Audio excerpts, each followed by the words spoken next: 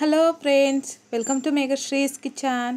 ಇವತ್ತಿನ ಸ್ಪೆಷಲ್ ಕೊಬ್ಬರಿ ಹಾಲಿನಿಂದ ಬಟಾಣಿ ಪುಲಾವ್ ಯಾವ ರೀತಿ ಮಾಡೋದು ಅಂತಂದ್ಬಿಟ್ಟು ತೋರಿಸ್ಕೊಡ್ತಾ ಇದ್ದೀನಿ. ಈ ವಿಧಾನದಲ್ಲಿ ಈ ರೀತಿಯಾಗಿ ಬಟಾಣಿ ಪುಲಾವ್ನ ಒಂದು ಸಲ ಟ್ರೈ ಮಾಡಿ ನೋಡಿ, ತುಂಬ ರುಚಿಯಾಗಿರುತ್ತೆ ಖಂಡಿತ. ಸೊ ಈ ವಿಡಿಯೋ ಸ್ಟಾರ್ಟ್ ಮಾಡುವ ಮುನ್ನ ನೀವಿನ್ನೂ ನಮ್ಮ ಚಾನಲ್ನ ಫಸ್ಟ್ ಟೈಮ್ ನೋಡ್ತಿದ್ರೆ ಇನ್ನೂ ಸಬ್ಸ್ಕ್ರೈಬ್ ಮಾಡಿಲ್ಲ ಅಂತಂದರೆ ಈಗಲೇ ನಮ್ಮ ಚಾನಲ್ನ ಸಬ್ಸ್ಕ್ರೈಬ್ ಮಾಡಿ, ಪಕ್ಕದಲ್ಲೇ ಬರುವಂತಹ ಬೆಲ್ ಐಕನ್ ಕ್ಲಿಕ್ ಮಾಡಿ. ಆಗ ನಾನು ಅಪ್ಲೋಡ್ ಮಾಡುವಂತಹ ಪ್ರತಿಯೊಂದು ವಿಡಿಯೋನು ನಿಮಗೆ ಮೊದಲು ನೋಟಿಫಿಕೇಷನ್ ಬರುತ್ತೆ. ಸೊ ಬನ್ನಿ, ಇವಾಗ ಲೇಟ್ ಮಾಡ್ದಿರ ತುಂಬಾ ರುಚಿಯಾಗಿ ಕೊಬ್ಬರಿ ಹಾಲಿನ ಬಟಾಣಿ ಪುಲಾವ್ ಯಾವ ರೀತಿ ಮಾಡೋದು ಅಂತಂದ್ಬಿಟ್ಟು ನೋಡೋಣ. ಈ ಪಲಾವ್ ಮಾಡೋದಕ್ಕೆ ಮೊದಲು ನಾನಿಲ್ಲಿ ರೈಸ್ನ ತಗೊಂಡಿದ್ದೀನಿ. 1 ಗ್ಲಾಸ್ ಆಗುವಷ್ಟು ರೈಸ್ ತಗೊಂಡಿದ್ದೀನಿ, ಅಂದರೆ 200ಇಂದ 250 ಗ್ರಾಮ್ ಆಗುವಷ್ಟು ಆಗುತ್ತೆ.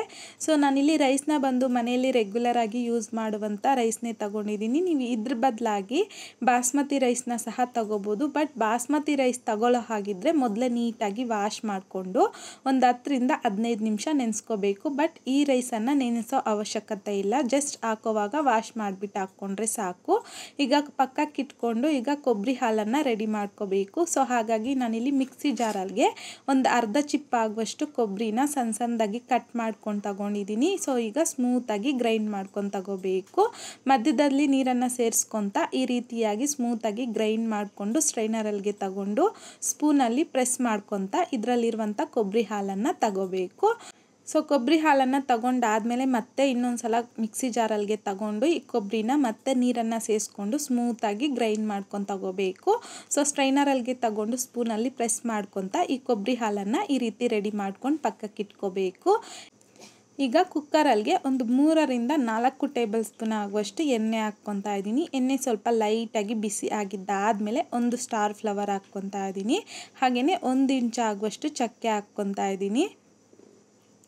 3ರಿಂದ 4 ಏಲಕ್ಕಿನ ಸಹ ಹಾಕ್ಕೊತಾ ಇದ್ದೀನಿ. ಹಾಗೆಯೇ ಒಂದು 4ರಿಂದ 5 ಲವಂಗನ ಸಹ ಹಾಕ್ಕೊತಾ ಇದ್ದೀನಿ.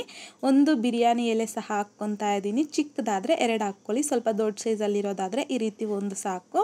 ಹಾಗೆಯೇ 1 ಈರುಳ್ಳಿನ ಸಣ್ಣದಾಗಿ ಕಟ್ ಮಾಡಿಬಿಟ್ಟು ಹಾಕ್ಕೊತಾ ಇದ್ದೀನಿ. ಹಾಗೆಯೇ ಖಾರಕ್ಕೆ ತಕ್ಕಷ್ಟು ಒಂದು 4ರಿಂದ 5 ಹಸಿಮೆಣಸಿನ್ಕಾಯಿನ ಅರ್ಧಕ್ಕೆ ಕಟ್ ಮಾಡಿಬಿಟ್ಟು ಹಾಕ್ಕೊತಾ ಇದ್ದೀನಿ. ಈಗ ಈ ರೀತಿ ಮಿಕ್ಸ್ ಮಾಡ್ಕೊತ ಮೀಡಿಯಮ್ ಫ್ಲೇಮ್ನಲ್ಲಿ ಈರುಳ್ಳಿ ಈ ರೀತಿ ಲೈಟ್ ಗೋಲ್ಡನ್ ಕಲರ್ ಬರೋವರೆಗೂ ಫ್ರೈ ಮಾಡ್ಕೋಬೇಕು. ಫ್ರೈ ಮಾಡ್ಕೊಂಡಿದ್ದಾದಮೇಲೆ ಇದರಲ್ಗೆ 1 ಟೇಬಲ್ ಸ್ಪೂನ್ ಆಗುವಷ್ಟು ಶುಂಠಿ ಬೆಳ್ಳುಳ್ಳಿ ಪೇಸ್ಟ್, ಹಾಗೆಯೇ 1 ಟೊಮೊಟೊನ ಸಣ್ಣದಾಗಿ ಕಟ್ ಮಾಡಿಬಿಟ್ಟು ಹಾಕ್ಕೊತಾ ಇದ್ದೀನಿ. ಹಾಗೆಯೇ 2 ಟೇಬಲ್ ಸ್ಪೂನ್ ಆಗುವಷ್ಟು ಪುದೀನನ ಸಹ ಸಣ್ಣದಾಗಿ ಕಟ್ ಮಾಡಿಬಿಟ್ಟು ಹಾಕ್ಕೊತಾ ಇದ್ದೀನಿ. ಹಾಗೆಯೇ 2 ಟೇಬಲ್ ಸ್ಪೂನ್ ಆಗುವಷ್ಟು ಸಣ್ಣದಾಗಿ ಕಟ್ ಮಾಡ್ಕೊಂಡಿರುವಂಥ ಕೊತ್ತಂಬರಿನ ಸಹ ಸೇರಿಸ್ಕೊಂಡು ಮಿಕ್ಸ್ ಮಾಡ್ಕೊತ ಲೋ ಟು ಮೀಡಿಯಮ್ ಫ್ಲೇಮ್ನಲ್ಲಿ ಟೊಮೊಟೊ ಸಾಫ್ಟ್ ಆಗೋವರೆಗೂ ಫ್ರೈ ಮಾಡ್ಕೋಬೇಕು.